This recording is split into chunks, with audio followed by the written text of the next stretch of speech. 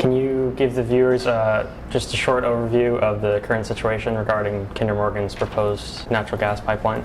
Natural gas is one of the three main fossil fuels, and the way it's transported is through pipelines. And there's these big pipelines that run all the way across the country, and so one of them is heading from Tennessee up towards Canada, and its proposed path was through Massachusetts, and it was through Andover, and the location through Andover has been changed a few times, and so the last time I did. I collected data on it was mostly along the Tewksbury border and coming in from Drake across the Merrimack, and it was mostly in that location, and that wasn't really set in stone yet, but that might be, as far as I know, that's where I think it's going to be located. For natural gas pipelines such as this, there must be some environmental ramifications.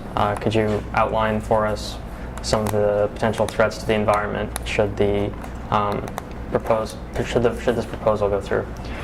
Well, natural gas in and of itself has its own, like every sort of energy source has its own environmental kind of drawbacks. Generally, overall, natural gas pipelines, you have the danger of fracking, which is the way they get natural gas, and then that has other environmental, like it's where they create smaller kind of earthquakes to get the gas out of the ground, and so that's more of an issue where they're actually like kind of drilling for it. And so that has a bunch of other issues that have along with it. And then the pipelines, they cut through long areas, and so there's a lot of like deforestation to make room for the pipeline. And then there's all that construction work. So on a large scale, that's where natural gas. And then natural gas is a fossil fuel. It's one of the three major fossil fuels, which is oil, coal, and natural gas. While it's cleaner than oil and coal, it's still a greenhouse gas. Like it's still gonna produce. Gases like oil does with carbon dioxide, and coal does with carbon dioxide, and hurt the environment in that way. And so it is a lot better than oil and coal. I'm not going to argue that it's just as bad, but it is not nearly as good as something like wind or solar or something kind of that you can't really call it a sustainable form of energy or a clean form of energy. It still is one of the worst fossil fuels. And specifically relating to our town. This is where I did most of my research. I went out to a site on River Road where these power lines cross River Road, and it's right by the Merrimack River, kind of comes close there too. And so I took almost all my data on that piece of land, which is because it's a conservation. It's part of Andover Town conservation land, and I found like that. Even though like people say, oh, this is the best place for it because the power lines are there, so they've already cut down kind of the forest in that area. Just because they have already cleared for the power lines doesn't necessarily mean it is a better option. And in fact, it's a worse option for a bunch of different reasons.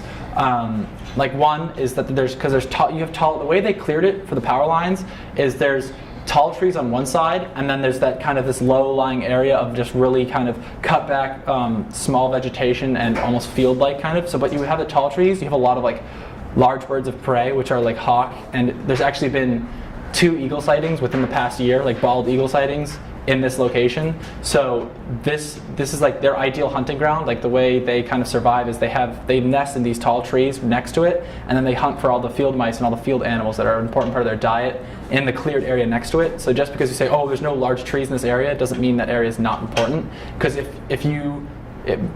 put in the pipeline first, you have to clear a 90-foot area. The pipe isn't 90 feet. That's one of kind of something people are misinformed about. The pipe, it's not a 90-foot thick pipe. It's about an 8-foot thick pipe, but you have to clear about a 92-foot area because of the potential for like explosions and things. So it's only an 8-foot pipe, but you need 46 feet on each side. So that way it's actually a 92-foot clearing. So if you were to do that, you would take out those tall trees and the nesting areas of the hawk and maybe falcon and the bald eagle, and then they wouldn't have a place to kind of nest near their hunting ground. And that we probably would not see eagles here again if we were to put it in there. We wouldn't see eagles in Andover because we just knock out where they would rest. And then the hawk population would take a huge hit. And so these look like a few number of animals, but since it's like you have top-down control of animal populations, whereas if you take out the top predator, then the things they prey on actually get damaged because there's nothing to control their population size, and then they grow too big, and then they run out of food, and disease spreads. So, in fact, these large birds of prey are really, really important for the environment as a whole. So to take out their habitat with that 92-foot clearing is a really kind of poor decision. So you can't argue that no tall trees is the best place to put it, and really it might be a worse option. It's going through a conservation land too, and this conservation land is like really close to wetland, and wetland is it's a very sensitive type of environment because and the organisms there are oftentimes threatened. So you have vernal pools there too, and vernal pools are like a really kind of specific type of ecosystem that are kind of sensitive. So a vernal pool is like something. It's like a pond, but it's dry in the summer and winter, and then it's kind of a very shallow pond in spring and fall. And having the shallow pond that dries up means it's like a perfect breeding place for frogs, and frogs are really kind of endangered, and so because they need that kind of shallow water and then it dry up so they can breed and like hatch tadpoles in the shallow water, and then it becomes summer, and then they can it's part of their life cycle. So if you were to put all this massive construction and then clear 92 feet and then put down this 8-foot pipe there, and all this construction would completely disturb all the vernal pools there, and they wouldn't be able to use them to keep breeding and making, and so the frog population, which is most likely endangered in Andover, is probably going to suffer a lot in this area. And there's a lot of, because of the wetland area, there's a lot of vernal pools, like a really intense amount. And because you can only find them in certain areas, like you can find them here, and you can find them in the meadow behind West Parish Church down that way by the cemetery, but really otherwise, if you were to, all that construction is just going to really, really hurt their populations. So it's really kind of not smart if you have the interest of these endangered animals in mind. So you mentioned something about explosions. How often does that happen? With natural gas explosions, like this is where kind of the politics kind of comes into it, because some of politics is kind of fear of different things, and both. I wouldn't argue that one side uses fear over another more than another to kind of get people to agree with them. But on the side of Kinder Morgan, I guess, they're going to tell you that natural gas explosions are, while dangerous, are extremely unlikely, and that they're near impossible. And this really isn't true, but they are a lot more likely than they're going to make it out to be. They're going to tell you that it's like almost impossible and it will never ever happen. But that's definitely not the case. They are a lot more likely than they're going to make it out to be. But people on the other side who are really strongly anti-pipeline will make it out that like natural gas pipeline explosions, they're gonna over dramatize like how dangerous the explosions are. Well, natural gas pipeline explosions are really, really dangerous. And a lot of times they're dangerous because they're really, really powerful, and they oftentimes start really bad fires. And so normally the deaths that come from natural gas pipeline explosions come not from the explosion, which is in itself really powerful and really disturbing, but actually from the fire that might result. So, and I know in a certain instance in 2012, like 18 people died in one explosion because of the fire reached a couple different homes. And this was in Texas, I think.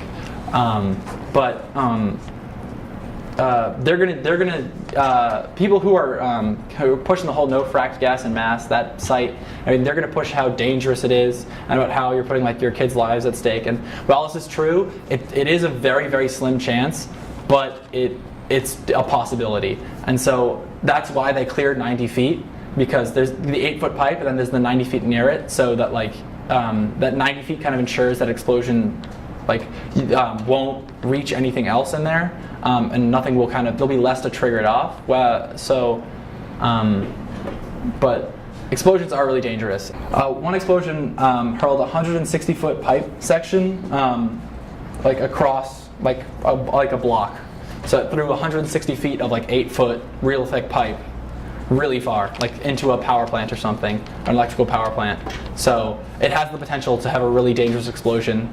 And don't let Kinder Morgan let you think that it's an inexistent threat, because it's definitely a possibility, but it's not like an Armageddon type thing.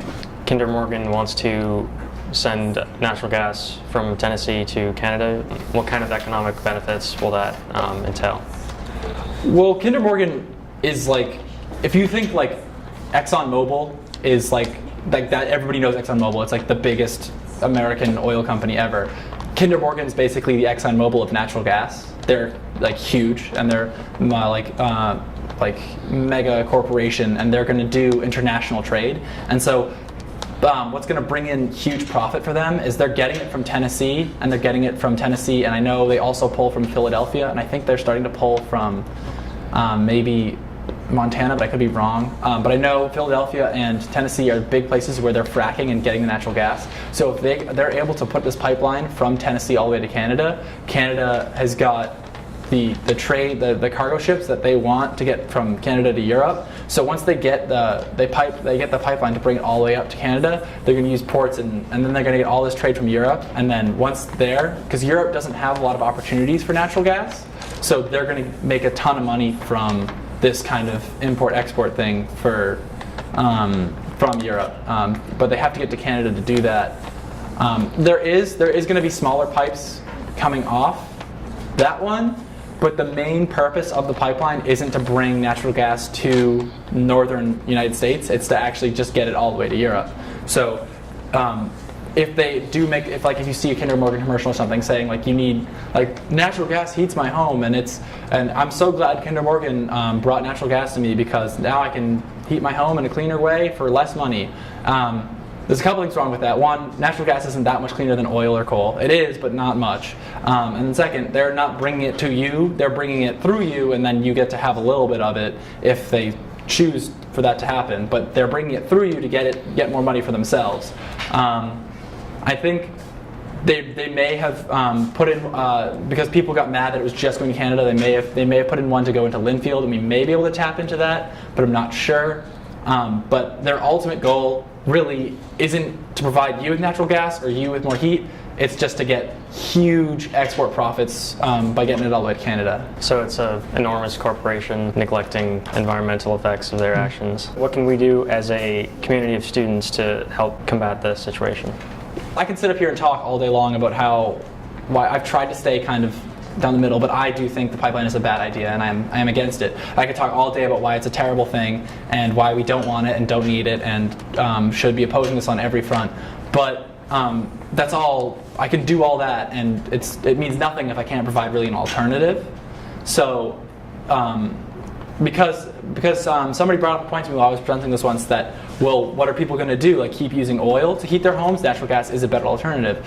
But I think, and so you can't just cut all this down and expect that it be a victory from there. If you just take this out, well, you have to find something to take its place. And I think this opens up an opportunity, and if this is especially for students, because I know the students are really supportive of kind of being progressive and looking for cleaner energy. And I think global warming and the environment is a major kind of issue that people care a lot about at our age and people care a lot about in our school. And so I think if we made a push for something like a solar farm or a wind farm, or made a push to bring in somebody to check the building standards for sustainability in town buildings in the school and kind of put all these upgrades in, and we have to provide kind of an opportunity. So I was thinking, like, you could do something like UMass Amherst took one of their parking lots and over the whole parking lot laid out solar panels, and so you would park underneath these big solar panels that cover the whole parking lot. And what if we did that with the senior lot, or what if we did it on top of the school, right? We could tap into all that solar, and then we've got more electricity coming from a clean source, and then that gives us kind of room to kind of look more progressively and not have to burn a fossil fuel. So I think a solar, in my opinion, I think a solar farm is a great idea and maybe the best idea. But I mean, some people really like wind power, and some people want to do like kind of super insulation with their houses. And there's a lot of paths you could take. But if we're going to cut down, if you're going to turn around and attack this natural gas pipeline, you're going to have to provide some sort of alternative. So, I would like to look to the future and look at something really clean, like solar. But that's for really people to decide and what they want to get behind. When I say the whole get a solar farm, continuing on that, people kind of think some people think it's really far-fetched, because a lot of these projects don't make it. But I think that our culture is changing, especially, and I think worldwide culture is changing with our kind of views of global warming and of the climate and of the environment on a global scale. Like France just had their big meeting and passed all those laws, and then Obama went to that summit meeting with all those international different leaders, and a lot, like on an international level, people are kind of recognizing global climate change and the environment as more and more of an important issue. And I think that just because maybe programs like solar have failed in the past doesn't mean we can't try them again. And I think that the students here, if they wanted to, could really put in the enthusiasm and the effort into a project that, like solar, that they could get behind, and we could really go places with this, and we could succeed. But I don't think this project would be in vain at all. I think we could really make a difference and do something great, I guess. So.